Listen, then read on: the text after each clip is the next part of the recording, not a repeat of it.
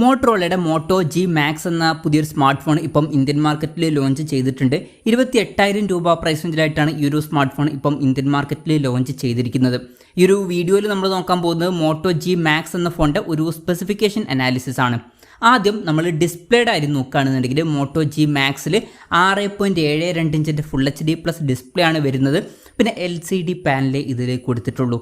ഇപ്പം നിങ്ങൾക്ക് ഈ ഒരു പ്രൈസ് റേഞ്ചിൽ അമോലെഡ് ഡിസ്പ്ലേയുമായിട്ട് വരുന്ന ഫോണിൽ വേണം എന്നുണ്ടെങ്കിൽ പല ഫോണിനുള്ളിൽ നമുക്ക് ഈ ഒരു പ്രൈസ് റേഞ്ചിൽ അമോലെഡ് ഡിസ്പ്ലേ കിട്ടുന്നുണ്ട്. ഉദാഹരണം പറയുകയാണെന്നുണ്ടെങ്കിൽ റിയൽമിയുടെ നാർസോ പവർ P4 അതുപോലെ തന്നെ മോട്ടറോളയുടെ തന്നെ ഒരു ഫോൺ വേണം എന്നുണ്ടെങ്കിൽ 29,000 രൂപ പ്രൈസ് റേഞ്ചിൽ മോട്ടോ എഡ്ജ് 70 ഫ്യൂഷൻ വരുന്നുണ്ട്. അതിൽ അമോലെഡ് ഡിസ്പ്ലേ വരുന്നുണ്ട്. അതല്ലാതെ വേറെയും കുറേ ഫോണുകളിൽ അമോലെഡ് ഡിസ്പ്ലേ ഉണ്ട്. ഇപ്പം പോക്കോയുടെ M8 പവർ അതുപോലെ തന്നെ റെഡ്മിയുടെ ചില ഫോണുകളിലൊക്കെ നമുക്ക് അമോലെഡ് ഡിസ്പ്ലേ കിട്ടുന്നുണ്ട്. പിന്നെ സാംസങ്ങിൻ്റെ M47 അങ്ങനെ പല ഫോണുകളിലും അമോലെഡ് ഡിസ്പ്ലേ ഈ ഒരു പ്രൈസ് റേഞ്ചിൽ അല്ലെങ്കിൽ ഇതിലും കുറഞ്ഞ പ്രൈസ് റേഞ്ചിൽ നമുക്ക് കിട്ടുന്നുണ്ട്. പിന്നെ പഞ്ചോൾ ഡിസൈനാണ് ഇതിൽ വരുന്നത്. പഞ്ചോൾ വരുന്ന ടോപ്പ് സെൻറ്റർ ഭാഗത്തായിട്ടാണ്. 120 ഹെർട്സിൻ്റെ റിഫ്രഷ് റേറ്റ് ഇതിൽ സപ്പോർട്ട് ചെയ്യുന്നുണ്ട്. പീക്ക് ബ്രൈറ്റ്നസ് 1050 നിറ്റ്സ് ആണ് വരുന്നത്. ഗൊറില്ല ഗ്ലാസ് 7യുടെ പ്രൊട്ടക്ഷനാണ് ഇതിൽ കൊടുത്തിരിക്കുന്നത്. അപ്പോൾ ഡിസ്പ്ലേ ഫീച്ചേഴ്സ് മൊത്തത്തിൽ നോക്കുമ്പോൾ ജസ്റ്റ് ആവറേജ് ആയിട്ടുള്ള ഡിസ്പ്ലേ ഫീച്ചേഴ്സ് മാത്രമേ ഇതിൽ വരുന്നുള്ളൂ. അമോലെഡ് ഡിസ്പ്ലേ ഉണ്ടായിരുന്നെങ്കിൽ കുറച്ചും കൂടി നന്നായേനെ ഈ ഒരു പ്രൈസ് റേഞ്ചിൽ. കാരണം പല ഫോണുകളിലും നമുക്ക് അമോലെഡ് ഡിസ്പ്ലേ കിട്ടുന്നുണ്ട്. പിന്നെ സൈഡ് മൗണ്ടഡ് ഫിംഗർ പ്രിന്റ് സെൻസറാണ് ഇതിൽ വരുന്നത്. ഫോണിൻ്റെ വെയിറ്റ് വരുന്നത് 213 ഗ്രാമാണ്. തിക്നെസ് വരുന്നത് 8.6 mm ആണ്. പിന്നെ IP64 റേറ്റിംഗ് ഇതിൽ സപ്പോർട്ട് ചെയ്യുന്നുണ്ട്. MIL STD 810Hൻ്റെ സർട്ടിഫിക്കേഷൻ ഇതിൽ വരുന്നുണ്ട്. ഇനി പ്രോസസ്സറിൻ്റെ കാര്യം പറയുകയാണെന്നുണ്ടെങ്കിൽ സ്നാപ്ഡ്രാഗൺ 6s Gen 4 എന്ന പ്രോസസ്സറാണ് ഇതിൽ വരുന്നത്. ഈ ഒരു പ്രൈസ് റേഞ്ചിൽ ഇപ്പോഴത്തെ ഒരു സാഹചര്യത്തിൽ ആവറേജ് ആയിട്ടുള്ള ഒരു പ്രോസസ്സർ എന്നൊക്കെ പറയാവുന്നതാണ്. എന്നാലും ഈ ഒരു പ്രൈസ് റേഞ്ചിൽ ചില ഫോണുകളിലൊക്കെ നമുക്ക് ഇതിലും ബെറ്റർ ആയിട്ടുള്ള പ്രോസസ്സറൊക്കെ കിട്ടുന്നുണ്ട്. ഇപ്പോൾ മോട്ടറോളയുടെ തന്നെ ഫോൺ വേണമെന്നുണ്ടെങ്കിൽ മോട്ടോ എഡ്ജ് 70 ഫ്യൂഷനിൽ കുറച്ചും കൂടി ബെറ്റർ ആയിട്ടുള്ള സ്നാപ്ഡ്രാഗൺ 7s Gen 4 എന്ന പ്രോസസ്സർ വരുന്നുണ്ട്. പിന്നെ റിയൽമിയുടെ ചില ഫോണുകളിലൊക്കെ MediaTek Dimensity 7400 എന്ന പ്രോസസ്സറൊക്കെ വരുന്നുണ്ട്. അതൊക്കെ ഇതിനേക്കാൾ ബെറ്റർ ആയിട്ടുള്ള പ്രോസസ്സറാണ്. അപ്പം ഇതിനേക്കാൾ ബെറ്റർ ആയിട്ടുള്ള പ്രോസസ്സറുമായിട്ട് വരുന്ന പല ഫോണുകളും ഈ ഒരു പ്രൈസ് റേഞ്ചിൽ അല്ലെങ്കിൽ ഇതിലും കുറഞ്ഞ പ്രൈസ് റേഞ്ചിലൊക്കെ നമുക്ക് ലഭിക്കുന്നുണ്ട്. അപ്പോൾ പ്രോസസ്സർ ജസ്റ്റ് ആവറേജ് മാത്രമാണ്. പിന്നെ 5G സപ്പോർട്ടും കാര്യങ്ങളൊക്കെ ഇതിൽ വരുന്നുണ്ട്. ഈ ഒരു ഫോണിൻ്റെ ബേസ് വേരിയൻറ്റിൽ 6GB റാമും 128GB ഇൻറ്റേർണലുമാണ് വരുന്നത്. LPDDR5Xൻ്റെ റാമും UFS 3.1 സ്റ്റോറേജ് ടൈപ്പാണ് ഇതിൽ വരുന്നത്. പിന്നെ വെർച്വൽ റാം എന്നുള്ള ഫീച്ചർ വരുന്നുണ്ട്. അതായത് എക്സ്ട്രാ റാം വേണ്ട സമയത്ത് ഇൻറ്റേർണൽ മെമ്മറിയിൽ നിന്ന് കുറച്ച് മെമ്മറി എടുത്തിട്ട് അത് റാമായിട്ട് യൂസ് ചെയ്യുന്നതായിരിക്കും. പിന്നെ സ്റ്റീരിയോ സ്പീക്കേഴ്സ് ഇതിൽ വരുന്നുണ്ട്. ഡോൾബി അറ്റ്മോസിൻ്റെ സൗണ്ട് ഇതിൽ സപ്പോർട്ട് ചെയ്യുന്നുണ്ട്. 3.5 mm ഓഡിയോ ജാക്ക് ഈ സ്മാർട്ട് ഫോണിൽ വരുന്നുണ്ട്. Android 16 ബേസ് ആയിട്ടുള്ള HelloOS സോഫ്റ്റ്വെയർ ആണ് ഇതിൽ വരുന്നത്. 2 കൊല്ലത്തെ OS അപ്ഡേറ്റും 3 കൊല്ലത്തെ സെക്യൂരിറ്റി അപ്ഡേറ്റ്സും കാര്യങ്ങളൊക്കെ ഇതിൽ ലഭിക്കുന്നതായിരിക്കും. പിന്നെ ക്യാമറയുടെ കാര്യം പറയുകയാണെന്നുണ്ടെങ്കിൽ ഫോണിൻ്റെ പിന്നിൽ ഡ്യുവൽ ക്യാമറ സെറ്റപ്പാണ് വരുന്നത്.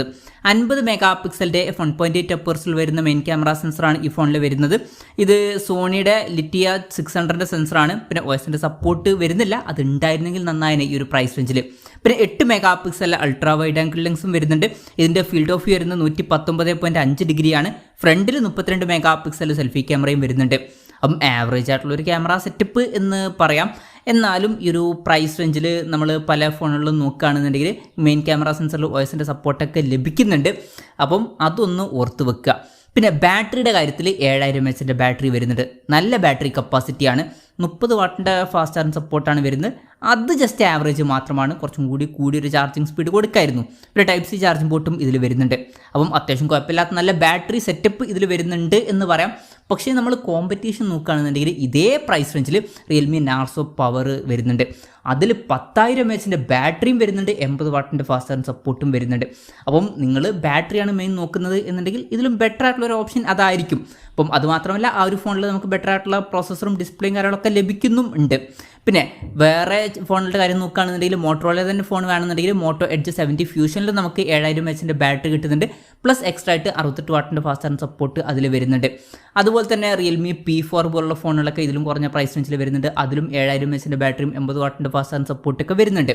അപ്പം കോമ്പറ്റീഷനിൽ വേറെയും ഇതുപോലെ കൂടിയ ബാറ്ററി കപ്പാസിറ്റിയുമായിട്ട് വരുന്ന ഫോണുകൾ വരുന്നുണ്ട്.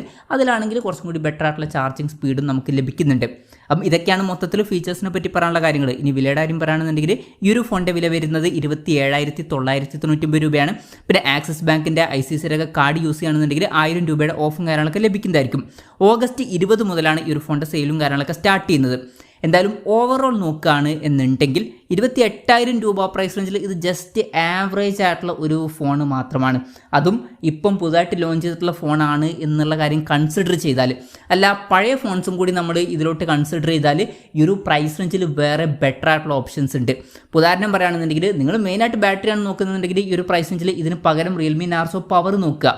അപ്പം അതിലാണെങ്കിൽ ഇതിനേക്കാൾ ബെറ്റർ ആയിട്ടുള്ള ബാറ്ററി സെറ്റപ്പ് വരുന്നുണ്ട്, പിന്നെ ബെറ്റർ ആയിട്ടുള്ള പ്രോസസ്സർ വരുന്നുണ്ട്, ബെറ്റർ ആയിട്ടുള്ള ഡിസ്പ്ലേ ഫീച്ചേഴ്സും വരുന്നുണ്ട്. ഇനി മോട്ടോറോളയുടെ തന്നെ ഫോൺ വേണമെന്നുണ്ടെങ്കിൽ മോട്ടോ എഡ്ജ് 70 ഫ്യൂഷൻ നിങ്ങൾക്ക് നോക്കാവുന്നതാണ്. 1,000 രൂപ കൂടും എന്നേ ഉള്ളൂ, പക്ഷേ നമുക്ക് ഇതിനേക്കാൾ കൂടിയ റെസൊല്യൂഷനിൽ വരുന്ന അമോലെഡ് ഡിസ്പ്ലേ കിട്ടുന്നുണ്ട്, ബെറ്റർ ആയിട്ടുള്ള പ്രോസസ്സർ വരുന്നുണ്ട്, മെയിൻ ക്യാമറ സെൻസറിൽ OISന്റെ സപ്പോർട്ട് ഉണ്ട്, പിന്നെ ഇതിനേക്കാൾ കുറച്ചും കൂടി ബെറ്റർ ആയിട്ടുള്ള ബാറ്ററി സെറ്റപ്പ് അതിൽ വരുന്നുണ്ട്. അതുമാത്രമല്ല വേറെയും ബ്രാൻഡുകളുടെ ഫോണുകൾ വരുന്നുണ്ട്. ഇപ്പം പോക്കോയുടെ M8 പവർ ഇതുപോലുള്ള ഫോണുകളൊക്കെ ഇതിലും കുറഞ്ഞ പ്രൈസ് റേഞ്ചിലൊക്കെ വരുന്നുണ്ട്. അതൊക്കെ കൺസിഡർ ചെയ്യുന്നതും നല്ലൊരു ഓപ്ഷൻ ആയിരിക്കും. എന്തായാലും മൊത്തത്തിൽ ഈ ഒരു പ്രൈസ് റേഞ്ചിൽ ഇത് അത്ര മികച്ചൊരു ഫോണാണ് എന്നുള്ളൊരു അഭിപ്രായം എനിക്കില്ല. ഇതാണ് ഈ ഒരു ഫോണിനെ പറ്റിയിട്ടുള്ള എൻ്റെ ഒരു പേഴ്സണൽ അഭിപ്രായം. മേ ബി ചിലപ്പോൾ നിങ്ങൾക്ക് ഡിഫറൻ്റ് ആയിട്ടുള്ള ഒരു ഒപ്പീനിയൻ ഉണ്ടായേക്കാം. എന്തായാലും ഈ ഒരു ഫോണിനെ പറ്റിയിട്ടുള്ള നിങ്ങളുടെ അഭിപ്രായം ജസ്റ്റ് ഒന്ന് കമൻറ്റ് ചെയ്യുക.